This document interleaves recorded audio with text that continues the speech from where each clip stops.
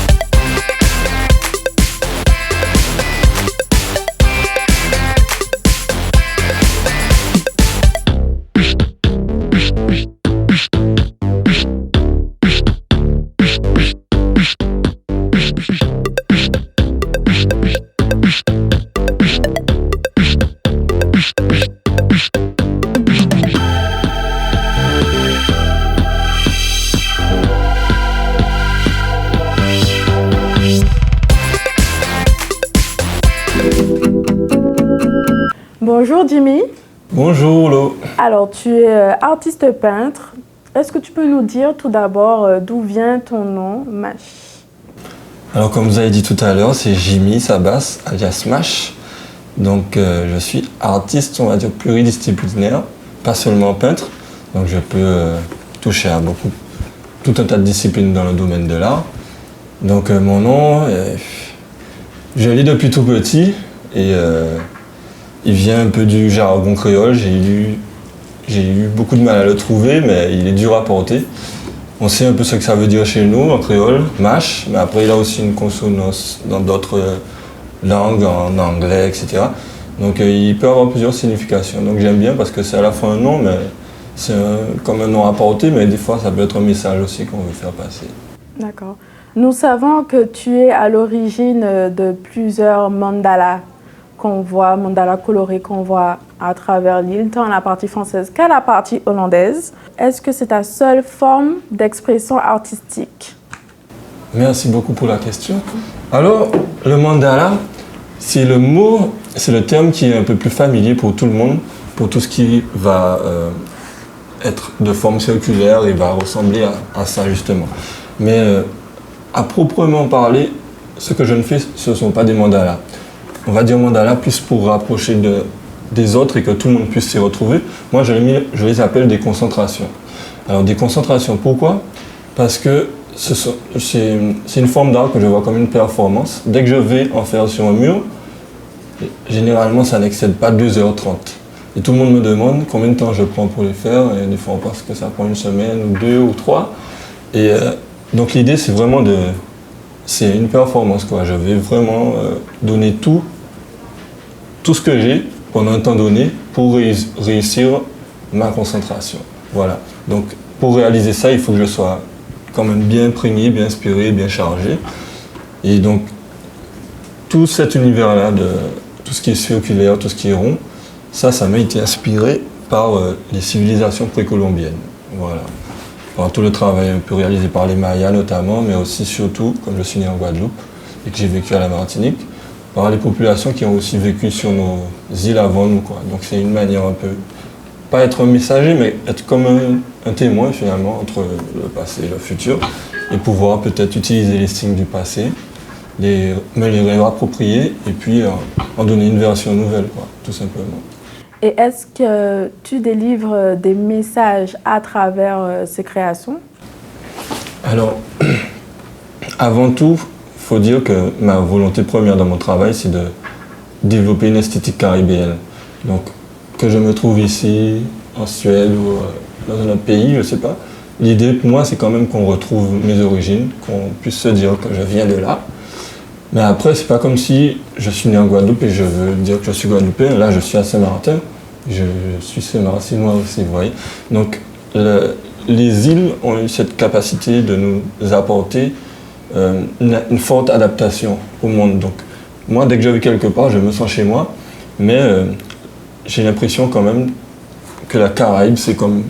On est tous chez nous à la Caraïbe, peu importe l'île de laquelle on vient. Le street art, à ton avis, est-ce une forme de vandalisme ou pas? Il y a certains qui trouvent que c'est de la dégradation du bien public. Il y en a qui le font aussi anonymement. Et vous le faites à visage complètement découvert à travers vos réseaux sociaux. Donc, je voudrais également avoir votre avis sur la question, en fait. Eh bien, c'est super de poser cette question-là aussi parce que je pense que ce qui est d'abord interdit et on va dire politiquement incorrect, c'est le graffiti. Voilà. Et le graffiti, ça fait partie du street art aujourd'hui. Mais le street art, c'est très riche et ça englobe toutes les formes d'art présentes dans la rue. Donc, ça peut être des gens qui vont gratter des vitres, ça peut être des gens qui vont coller des choses, des gens qui vont utiliser la bombe. Et donc, entre guillemets, c'est plutôt l'audace qui va faire que ça dérangera ou pas. Et le côté légal ou pas de la chose. Donc, c'est plus dans le graffiti, voilà, on peut s'autoriser à faire des choses, on prend des décisions, on se dit, ok, le mur nous appartient, on ne sait pas. Mais peut-être qu'aujourd'hui je suis à visage découvert, mais j'ai commencé très tôt et j'ai commencé par le graffiti. Donc, j'ai quand même passé beaucoup d'étapes pour aujourd'hui être presque en train de discuter avec les gendarmes quand ils passent, quand ils me voient à peine dans la rue, puisqu'ils sont quand même un peu intéressés par ce que je fais. Donc tout ça pour dire que j'ai eu déjà l'occasion de me faire arrêter, ça m'est déjà arrivé, donc je suis passé un peu par toutes ces étapes pour aujourd'hui proposer ça aux gens sur les murs et pas juste saler entre guillemets. Voilà. En parlant de ces murs, comment faites-vous justement pour repérer vos prochains lieux de création? Prochaine cible. Alors en fait, ça c'est assez marrant puisque, comme j'ai dit, j'ai commencé très jeune, donc je crois que ça vient dans le regard tout simplement. Hein. Toujours observer l'architecture, essayer de trouver un espace qui pourrait être attractif, attrayant.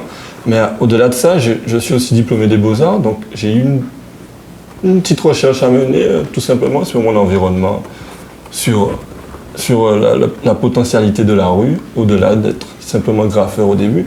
Donc maintenant, quand je choisis un lieu, c'est plus pour révéler la beauté qui s'y cache, j'ai envie de dire. Et souvent, c'est vrai que je prends des lieux cassés ou abandonnés des fois, puisque comme ce sont des contributions, j'ai bien envie de pouvoir créer un contraste finalement avec le lieu dans lequel je vais m'inviter. Donc voilà, je réfléchis toujours au lieu. Aujourd'hui, en tout cas, je réfléchis quand même toujours au lieu, que ça soit par rapport à l'histoire du lieu ou que ça soit par rapport à son emplacement, mais il faut qu'il y ait une potentialité évidente. Et par rapport aussi aux couleurs choisies, est-ce qu'il y a une corrélation entre les couleurs? Est-ce que c'est fait par hasard ou pas, ou par rapport au lieu et son histoire? Non, ça, les couleurs, ça c'est personnel, je crois, finalement. Et que c'est un travail qui s'est fait de longue haleine, mais aujourd'hui, je me pose plus trop la question des couleurs, puisque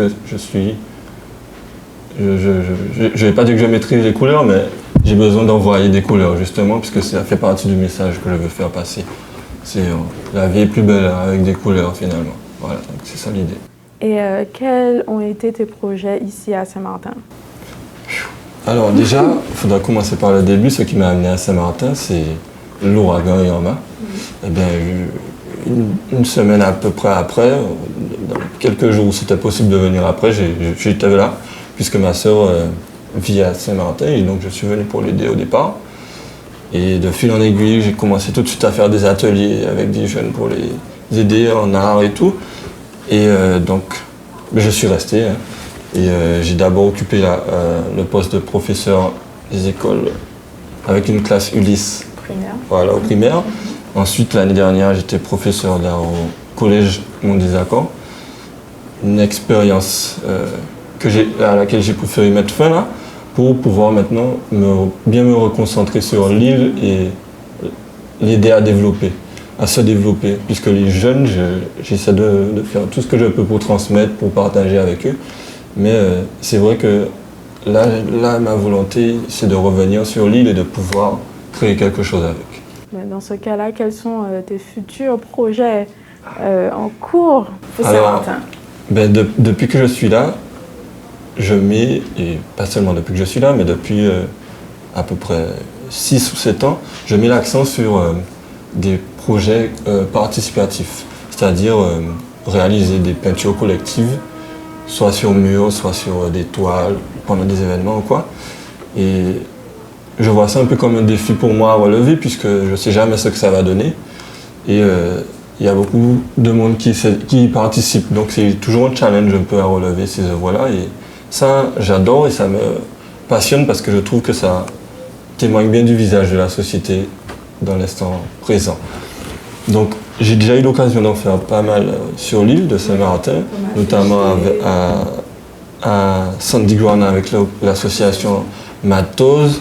On a sur le stade Van der Poel où j'ai pu collaborer avec la collectivité et les jeunes aussi du comité territorial, voilà, les jeunes ici. Autrement, avec les classes d'Ulysse aussi, j'avais proposé un projet l'année dernière. Donc là, je reste toujours aussi motivé à pouvoir développer des projets en milieu scolaire. Là, lundi, ça va continuer à l'école de quartier. Et la semaine prochaine, je récidive à Sandy Ground avec les jeunes. Mais après, tout n'est pas encore forcément totalement bouclé. Mais mes projets à venir, en tout cas pour l'île, c'est surtout une grosse ambition que j'ai. Parce que j'ai envie vraiment d'inscrire l'île dans une dynamique artistique intéressante. Voilà. Justement, quelles sont tes aspirations artistiques pour l'île de Saint-Martin? Eh bien, depuis que je suis là, j'ai trouvé dommage. Bon, c'est vrai que Irma a un peu tout détruit, mais j'ai aussi trouvé dommage de ne pas avoir de lieu un peu d'exposition. D'expression? D'expression, mais d'exposition aussi pour présenter mes toiles, oui, montrer mon travail. Et ça, c'est un problème qu'on retrouve un petit peu dans toutes les îles de la Caraïbe, entre guillemets. Et donc ça m'a amené un peu à vouloir partir, aller chercher des moyens d'exposer ou montrer mon travail ailleurs. Donc j'ai eu l'opportunité d'aller en Suède, aussi l'opportunité d'aller à Miami. Et ça, c'est vrai que c'est ce que j'ambitionne là aussi, dans quelques mois, de retourner et présenter mon travail à Art Basel, à Miami. Donc je trouve qu'ici, il manque beaucoup de lieux d'exposition. En tout cas, on n'en a pas vraiment de concret. C'est pour ça que je vais me charger d'utiliser les rues pour que l'île puisse devenir un musée, finalement, ou une galerie. Votre galerie, votre moyen d'exposition sera uniquement la rue pour l'instant. Mais ça a toujours été, finalement. Et après, la rue, je pense que c'est un tremplin et que ça me permettra de pouvoir ouvrir les portes des musées et pas de rester sur les murs, justement. Mais justement, pourquoi la rue? Comment vous en êtes venu à la rue? Ah, c'est une bonne question, ça. Eh bien, je pense que en soi, la promiscuité du fait d'être sur une île fait qu'on est toujours proche de la rue comme de la mer. Je sais pas, moi je dessine souvent des poissons par exemple. J'ai l'impression de me prendre un peu comme un poisson parce qu'on va d'île en île, on est là et on voit l'eau de partout. Donc la rue, je pense que ce qui m'a vraiment rapproché de la rue, j'ai trouvé, c'est le fait que nos îles à la Caraïbe, elles sont très influencées. On a la richesse d'être influencés à la fois par l'Amérique, le continent américain, mais aussi le continent européen. Et donc, dans nos îles françaises, on a beaucoup été influencés par le mouvement hip-hop. Donc moi, à ce moment-là, j'ai beaucoup d'amis qui chantaient du breakdance et tout. Et c'est pas forcément, moi, mon domaine de prédilection. Après, la musique, c'est vraiment quelque chose que j'adore et que j'apprécie particulièrement. Je joue du piano et tout. Mais c'est plus l'interdit peut-être qui m'a intéressé au début et le graffiti. Parce que l'écriture, tout ça, ça m'a passionné. Donc c'est plus le mouvement hip-hop qui m'a rapproché de la rue au départ. Voilà. Merci beaucoup pour cet échange. C'est un grand plaisir, un grand plaisir. J'ai hâte de pouvoir vous retrouver dans la rue la prochaine fois, parce qu'il y a vraiment beaucoup de choses à faire. Et dès la semaine prochaine, d'ailleurs, je vous attends à Sandy Ground. Et on se retrouve dans la rue. Voilà. Merci. Merci Jimmy. Et nous, on se retrouve très bientôt dans une nouvelle émission de You Say It.